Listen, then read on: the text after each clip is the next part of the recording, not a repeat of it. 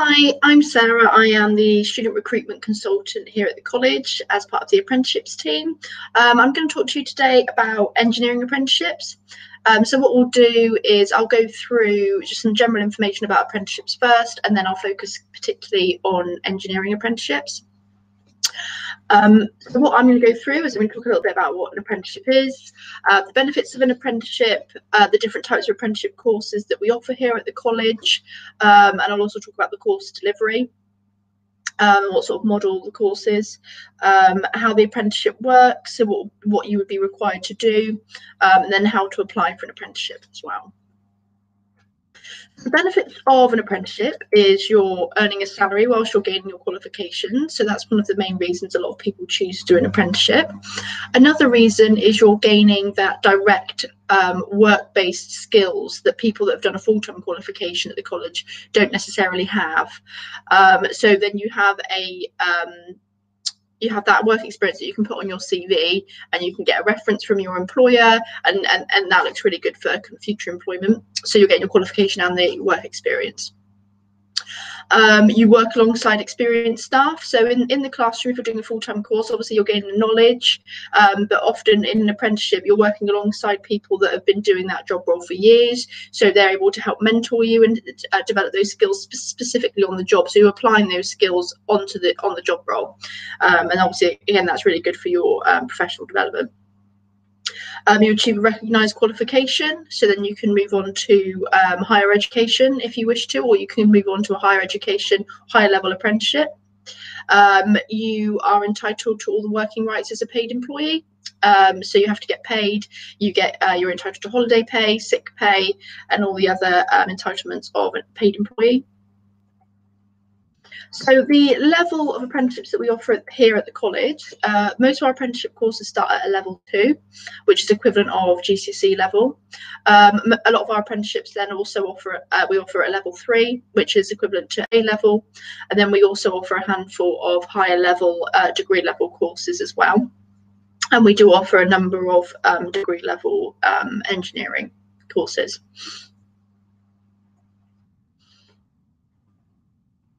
So the engineering courses at the college, this is a list of the ones that we're offering this academic year. These are subject to change, so we do add some courses and take some away as well each year. So these might be subject to change. The engineering apprenticeships, most of these courses are a day release programme. So that would require at least 1 day a week in college, but depending on the employer, sometimes for the first year we do more than 1 day at the college, and then the rest of the time is based on the job. So you'd have a lecturer in college, and you'd also have an assessor that would visit you at the workplace to carry out kind of observations and support you with skills development. And what you would have is you would have a skills portfolio that you would develop on the job. So each week, any new skills that you've learned, any new processes that you've learned, you would put all of that in your skills work portfolio, which would act as evidence at the end of your apprenticeship. So if you'd attended a meeting, or if you'd undertaken some training, or if you've learned how to use a new software or a piece of equipment, all of that would be logged in your skills portfolio. So that's also quite a useful, almost kind of like diary log of your progression as well. Most of the engineering courses are a September start only. And what you find is we recruit on behalf of engineering employers, and because most of the courses are September start, we usually start placing their adverts kind of from April onwards up until September. So we advertise on behalf of local employers that want to take on an apprentice. We pop the advert onto the Wiltshire College website, and but that's also directly linked to the National Apprenticeship Service website, which I'll go into a bit more detail a little bit later on. So in order to start on the apprenticeship course, you do need to secure an employer, and again I'm going to go through how you can do that as well. The engineering apprenticeship courses entry criteria, most of them are GCSE, would like you to have GCSE grade C4 or above in maths and English, and a few of the courses also would like you to have 5 GCSEs at grade C or 4 or above, including maths, English and science. Some of them, and also some of the employers would put quite a strict entry criteria just because they're very competitive and they see a large volume of applications, but that would all be stipulated in the job advert. And that's kind of important to note, that you will have to put your predicted grades on any applications that you do. So I'm just going to shift down to how apprenticeships work. So I've spoken a little bit about the development of a skills portfolio.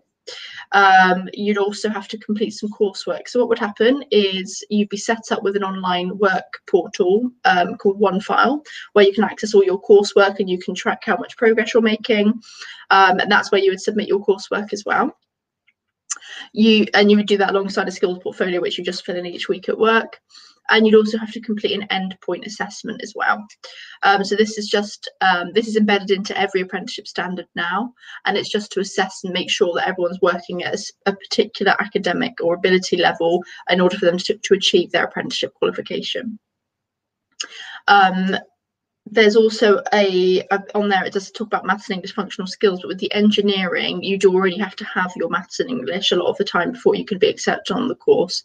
So that's not applicable to engineering.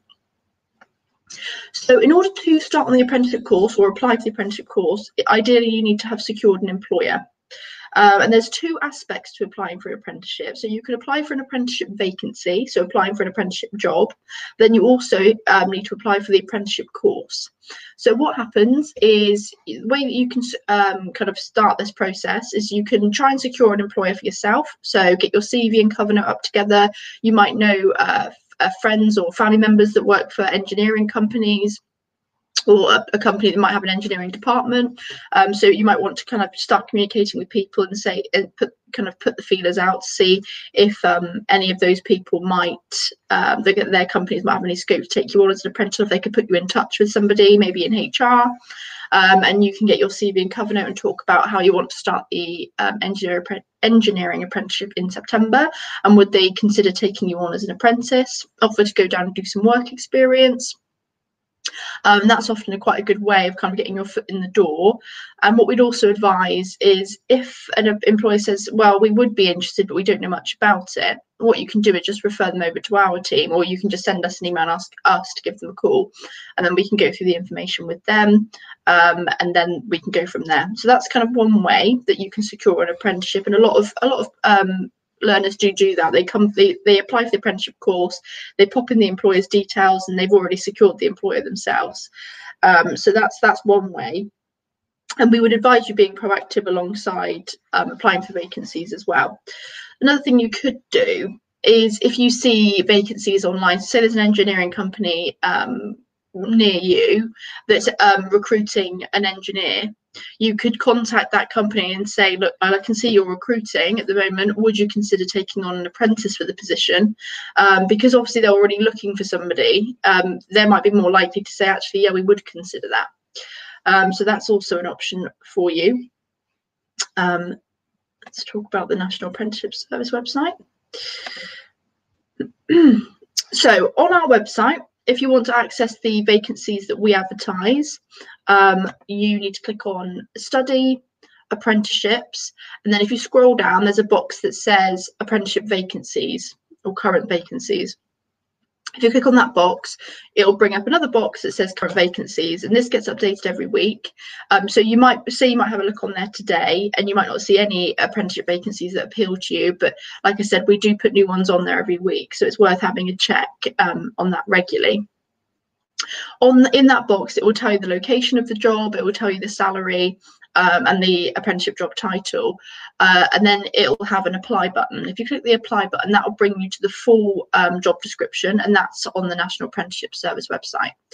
The National Apprenticeship Service website is a really great resource, and lots of different training providers and employers use it, and it's where you'll find all the apprenticeship adverts. So what you can do with the National Apprenticeship Service website, you have to create an account, infill all your details, and you can also set up email alerts. So you pop in the course that you're interested in. So let's say engineering technician, you pop in your postcode, and then anytime a new apprenticeship vacancy comes up within that area, you'll get an email about it. So we pop all of our adverts on there. One opportunity I would make you aware of is, like I said, I don't usually start recruiting for engineering apprenticeships until kind of March, April time, but we have started already recruiting for Babcock International Babcock International, which is one of our biggest engineering employers, and they take a large cohort of engineering apprentices each year. And that's a really great opportunity because they really invest in their apprentices and they want you to stay for as long as possible within the company. So they really invest into it's a well-paid apprenticeship. They have a lot of training embedded into it, and they invest a lot of time and resource into their apprentices. So that's a really great opportunity. And that is live at the moment. So it might be worth having a look at that because that one is particularly competitive. So what I would suggest with your online application forms via the NAS website, I'll take you through all the steps, and it's a formatted form that you fill out for each vacancy. You have to put your predicted or achieved GCSE grades on there, otherwise it won't be sent to the employer. And I would encourage you to answer each question in as much detail as you can, because then that makes you more likely to be chosen for an interview. So some of our vacancies are particularly competitive, so we get up to 50 people apply to some. So put as much work experience, even if you don't think it's particularly relevant. Make sure you answer all of the questions in as much detail as you can, and also try and convey why you're passionate about working within that sector or for that company. So that's kind of the best advice I would give. And again, you can apply for as many vacancies on that website as you like. Again, they would come through to us. We would check the entry criteria and then send it over to the employer. And then what would happen is if they wanted to invite you in for an interview, they would contact you directly. They'd let us know if you've been successful. We would contact you to complete some apprenticeship assessments, which are mandatory for every apprentice. And these just assess you up to a GCSE grade C or a 4. They're multiple choice, and you do get 3 attempts to pass those, and they're not timed, but they are a formality for every apprentice. So once you've been offered the position, you've completed the assessments, we then invite you in to complete enrolment at the end of August, and then you'd be given your start date at the college, and then you'd also be given a start date at the workplace. So that's kind of an overview of how to apply for the vacancies. I've just popped up the details for our team here on the screen if you want to take a screenshot or a photograph or just jot it down.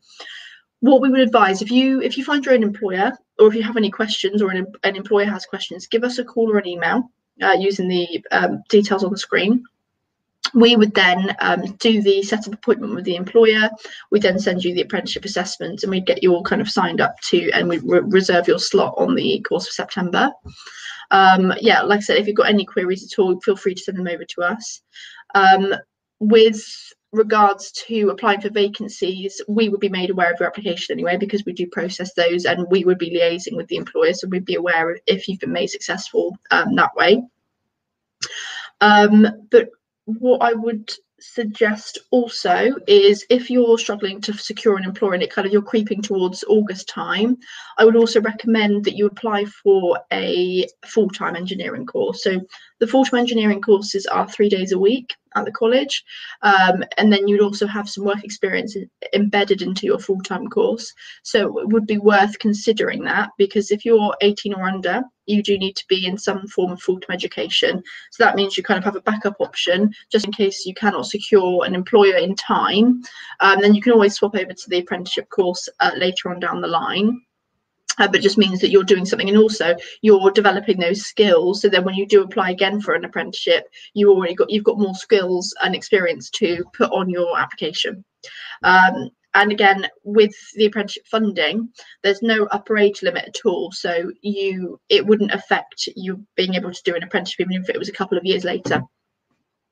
Another thing I haven't noted as well, with the apprenticeship funding, you wouldn't have to pay for your course fees. That would all be paid for by the government and your employer, and you would be entitled to be paid a minimum of £4.30 an hour. But we do advise most of our employers to pay more than this. Most of them do. You'd also be paid for your day release in college as well. So yeah, next steps is, I would advise, get your CV and cover note up together. Create your account on the National Apprenticeship Service website. Keep an eye out for all of the vacancies. Have a look at the Babcock vacancy that's currently live, and then get in touch with us if you find your own employer, and then we can go from there. I have kind of rattled through that quite quickly as I'm just doing a recording today, but if you have any further questions, please don't hesitate to get in touch. Thanks for listening.